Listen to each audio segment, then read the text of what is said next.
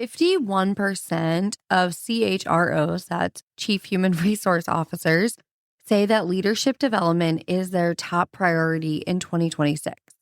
And yet, somehow we're still waiting on a budget code that never comes and a manager who doesn't have time for your growth plan. So we're going to talk about what you do when the investment in you isn't coming from the outside. Because women who build their own systems are the ones who end up in the rooms where decisions get made. Welcome back to the Well-Lived Society. I'm your host, Lemon Price, and I'm excited to have you here today. We talk about leadership development, especially for women, because as you may have heard in our code switching episode that we did a few weeks ago, leadership development for women is few and far between, and it is becoming increasingly difficult. So I want to talk about why leadership development is top priority and what we do when nobody is coming to help you. Because let's be honest, they're not doing it. Most organizations are not really giving you good leadership development. A lot of them, and I've seen them, it's a webinar. They're like, I care about you as a leader. I want you to grow. And they talk a big game, but then they literally give you a generic webinar, right? And so women who are kind of waiting around to be developed are losing ground to the women who are deciding to develop themselves. And I don't want you to hear this episode and think that I am putting you down or saying anything, negative about you. The truth of the matter is, if you're not actively pursuing growth on your own, you are going to get left behind. And I don't want you to feel bitter, right? And don't feel bitter about your organization that you're a part of. Don't feel bitter about your job. Don't feel bitter about any of those things. I want you to know, this is a strategy, and you cannot outsource your own ascent. You can't outsource your own growth. You can't outsource your skill set, not to ChatGPT. I did a whole episode on that. It really is something that you have to invest in for yourself. And so leadership development to me is not an HR function. It would be great. It would be so great if organizations all over the world care deeply about leadership development and really put the time, the energy, the resources. They gave you the space. They reimburse you for leadership development. The truth is, they're not doing it. And so to me, leadership development is a personal practice. And I say this all the time. Leadership development is a whole life practice. It is not something that you just do at work. It is not just something you do on an organization that you volunteer in. It is a personal whole life practice. It is how you show up at dinner. It is how you show up at the store. I just did a podcast interview with another show, and they were asking me about whole life leadership. And I said, this is even in how I show up at my Home Goods. I have run into faculty at Home Goods.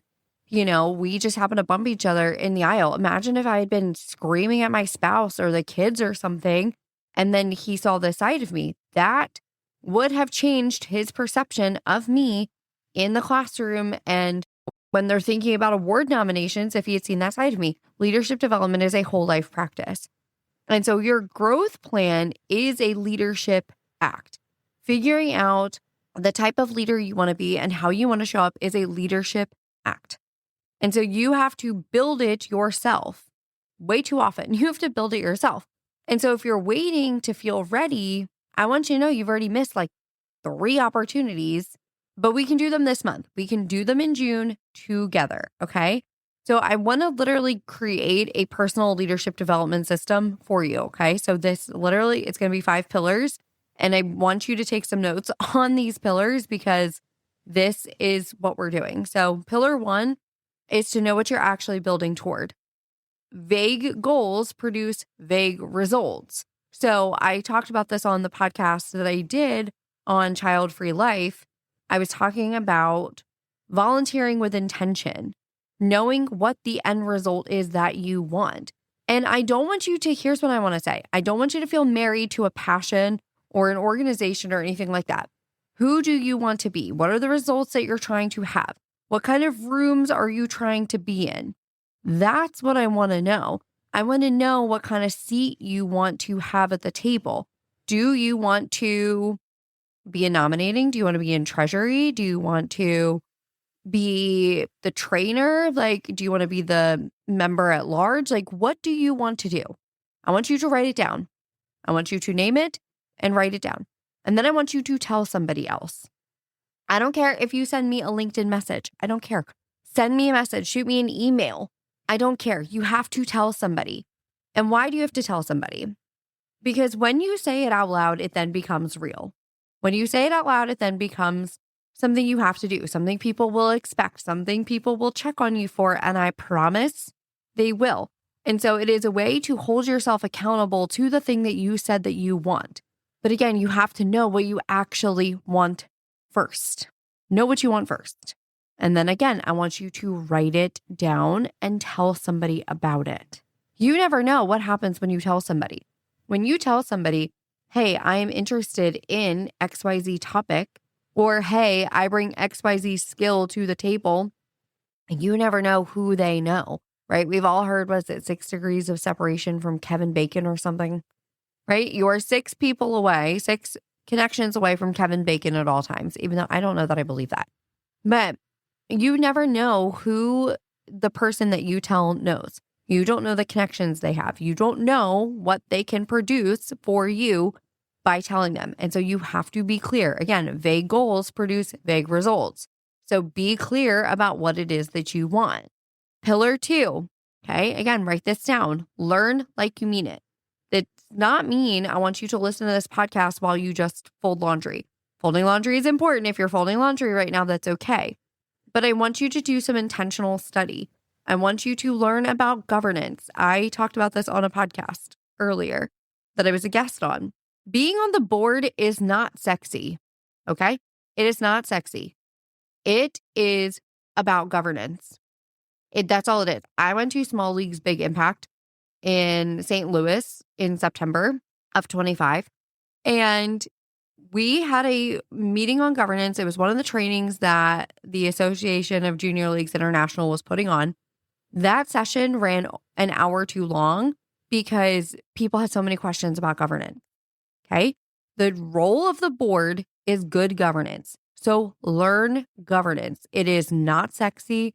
It's not cute. It's not adorable when you put it. You're not getting a million clicks when you post on your Instagram that you updated bylaws. Nobody is super interested. It's not the Instagrammable moment. But governance is what ensures the organization is running long term. You need to know good governance. You need to learn the industry. What's happening? What are people saying about your industry? I just had a conversation with a friend who is putting in a community garden, and we started talking about green gentrification. And she's like, I've never even heard of that. Have these conversations, like learn the industry, learn what is going on. And again, this was a brand new project for her. And the only reason I knew about it is because I literally just done a presentation on exactly what she was doing, which is why she asked for my help in the first place. But know what's going on in the industry, know what resources are available. What are people saying? What are changes in your industry? Like, you have to know those. You need to learn finance. I'm in graduate school right now. Everybody's like, I hate budgeting. I hate it. They hate the budgeting class, not because there's anything wrong with Dr. Christian, but because budgeting is not sexy. Finances are not sexy. Guess what? I love it. I love it. I have a spreadsheet that I use. I've got apps I use. Like, I am the queen of staying on top of finances, but like, learn what is going on. Does your organization have an endowment? What's the investment look like? How much are you pulling? Is it the normal 4%, or what are we pulling from that? Learn finance. And then learn good communication skills. And this is not just you going out and posting on social media or writing an email newsletter. No. I mean, you need to have good interpersonal communication skills as well. Because I'm telling you right now, if you don't have those skills, if you have not developed that soft skill of having good interpersonal relationships and communication, you will never end up in a leadership spot. And if you do end up in a leadership spot, and you are not very skilled at communicating, right? If your tone comes across wrong, or your body language, that's communication. If your body language is off, if all those things are off, guess what? You're going to have dissent in your organization, and not because of what you said, but how you said it. So I want you to learn good communication skills. And I'm telling you right now, your ADHD brain, and like I can tell you that because I have an ADHD brain, can do this in sprints. So like 45 focus minutes beats 3 distracted hours. So like set some time every week to learn a skill you need to be in leadership. I promise that if you take the time to learn these skills, it will make a difference. It will make a huge difference. Okay, are you ready? Pillar number 3. I want you to build your visibility before you need it. And again, I did an episode on visibility versus credibility, but I do want you to build some visibility because the truth of the matter is that your name is probably being spoken or not spoken right now without you in the room.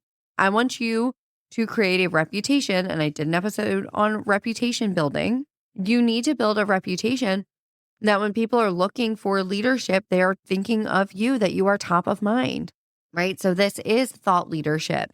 And this does not mean, and I just did an episode on this again, do not outsource the fact that you are smart to ChatGPT. Stop it. You are smart, so stop outsourcing it to them. Bring your own original thoughts and ideas to the table. Get involved in civic boards. Volunteer to speak on a panel. Do some podcast appearances, okay? These are not vanity metrics. Sometimes they can be if all you're looking for is clicks and likes. But if you know what you're actually building toward, then you can build visibility with intention. If you are learning these skills that you need, you can build with attention. Okay, pillar 4. I want you to find people. Find your people. The women who have a room of people rooting for them and are honest enough to tell them the truth, those are the women who get leadership roles. Okay. It is what it is.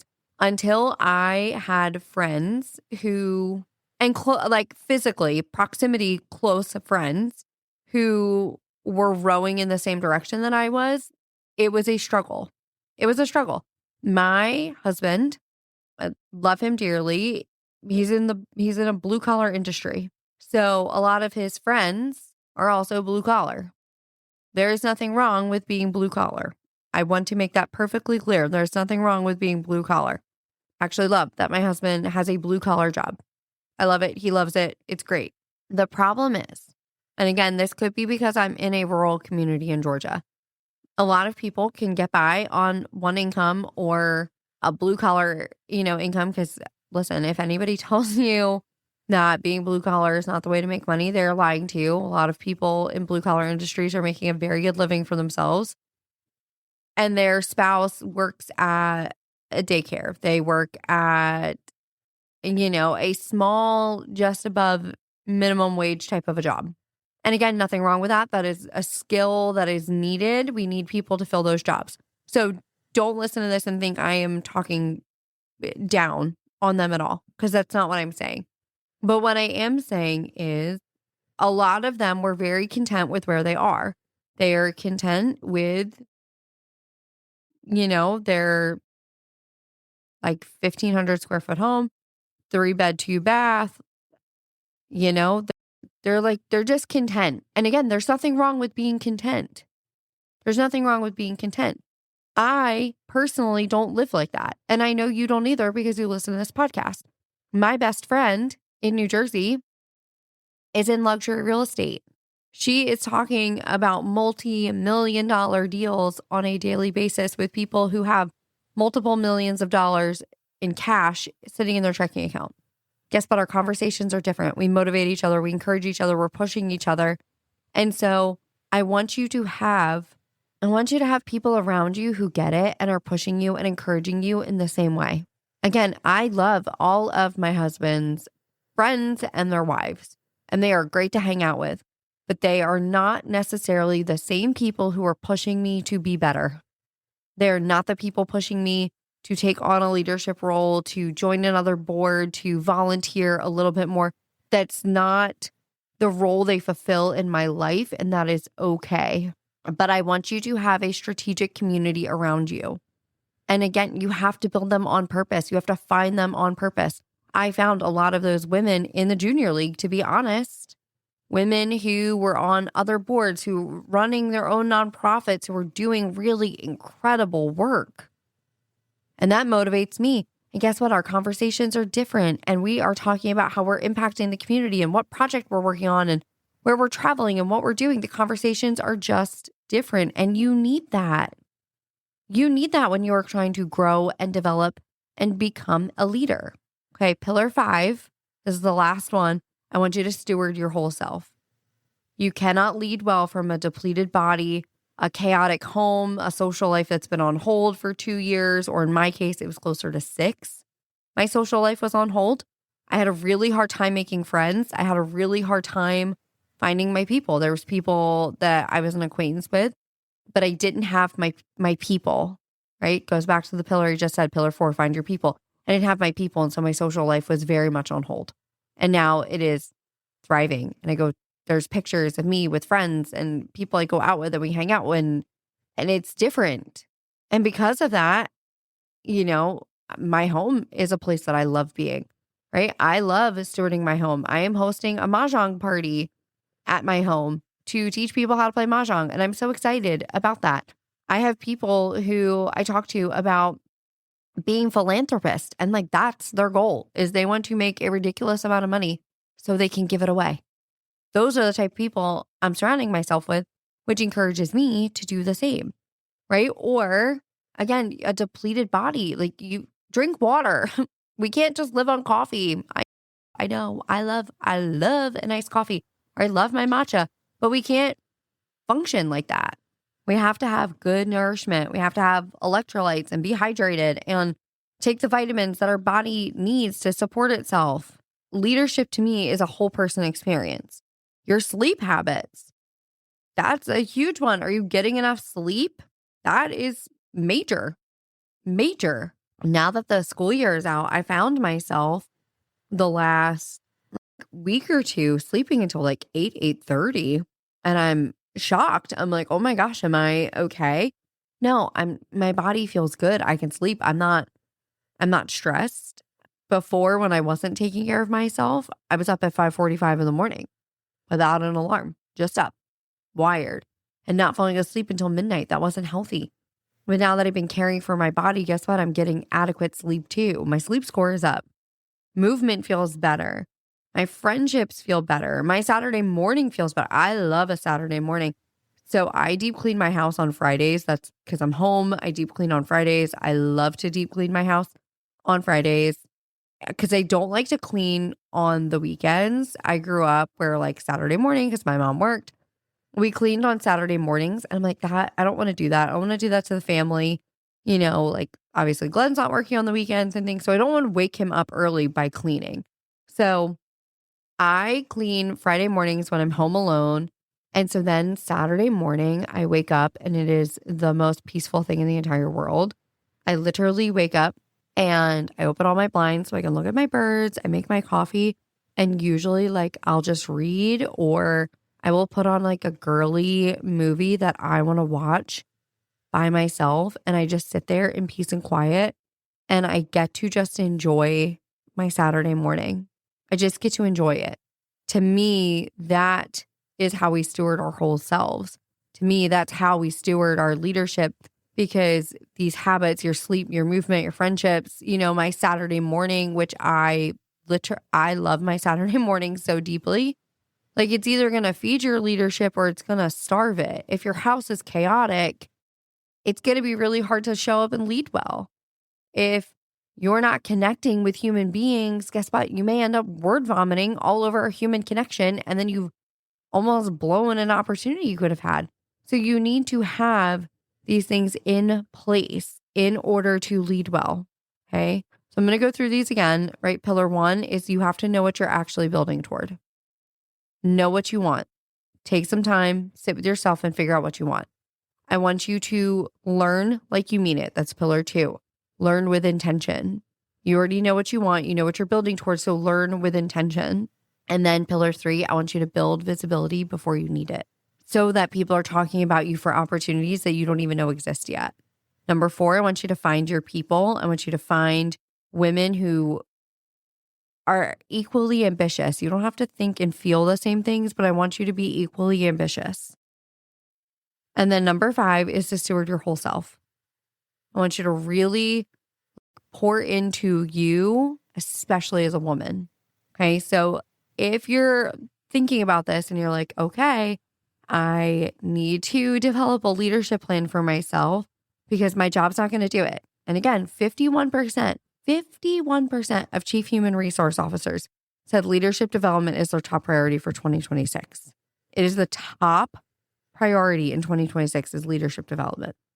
And so if you're like, okay, I need some help in leadership development, then the Well-Lived Society is going to be for you. It's what it's created for. I got tired, honestly, of watching really smart and capable women just wait or read a book and not implement it. And so inside of this community, what we're building is the system together. So we'll build the strategy, the community, the accountability, and this whole life framework that actually supports you as a woman who is trying to lead in more than one room.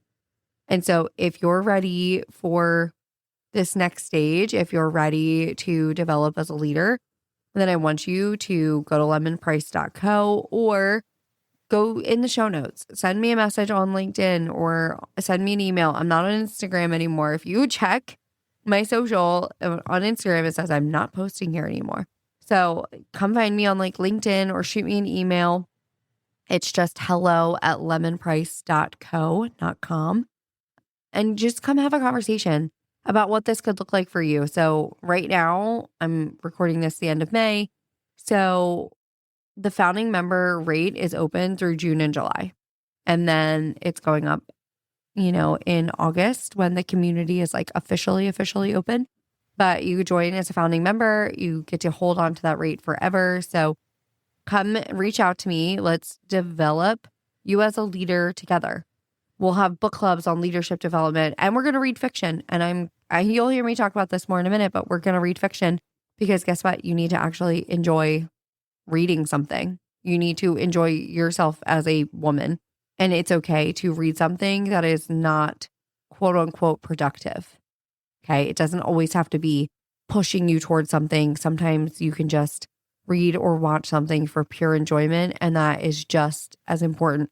Sometimes a nap is just as important as you listening to this podcast. It's what you need in the moment, and that's what we're going to build together. So I hope I will see you there. I look forward to hearing from you, and I will see you next week. I'm excited.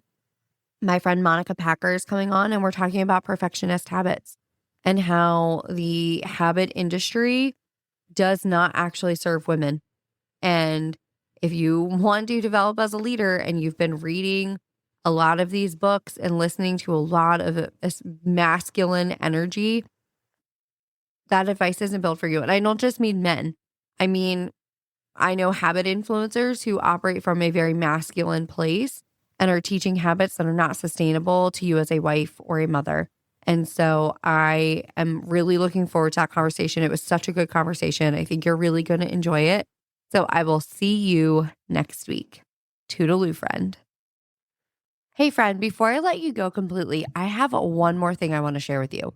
If you've been listening to this podcast and nodding along, these conversations about board seats, about hosting with intention, about leading your whole life, not just this part that sort of happens at work, I build a place for you. It's called the Well-Lived Society. I know you are floored by that name. It is a membership community for ambitious and civically engaged women who are done operating in silos, because I truly do believe that leadership is a whole life experience. And so inside, you'll get monthly live gatherings. We have a leadership book club, a quarterly fiction read, because you are a whole human being, and I think you should read fiction. It's good for you. We'll do weekly Q&A calls with me. We have quarterly tools and templates that you're actually going to use. There will be a private community of women doing this exact work.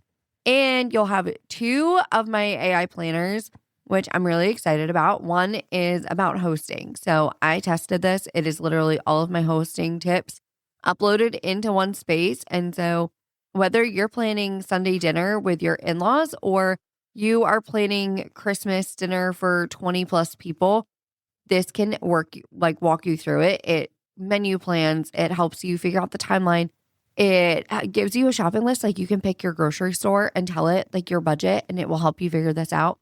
Tablescape ideas, how to actually prep and cook everything so it comes out hot and ready, ideas on tablescape, like literally all of it's there. And it also asks what worries you about hosting this so it can walk you through how to handle that situation also. It's so good. It's included in the membership, or like I said, you can get it as a standalone. And then I also have the Macmillan framework. And if you've ever done program evaluation for a nonprofit, this thing is the best. It was developed at Wharton, which, if you know, that's like an Ivy business school. It was developed at Wharton, and this is what very expensive consultants use to figure out whether a program your nonprofit is running is worth you continuing to run, and where there's growth or divestment or any of those things. This will do that. I ran this through, I built it out.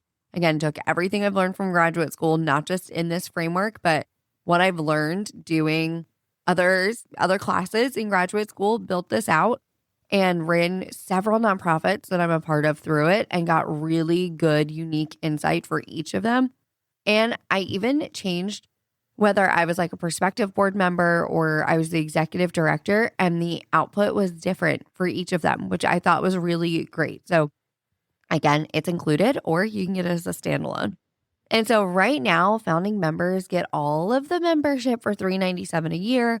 After August 1st, it's going to go up to $597.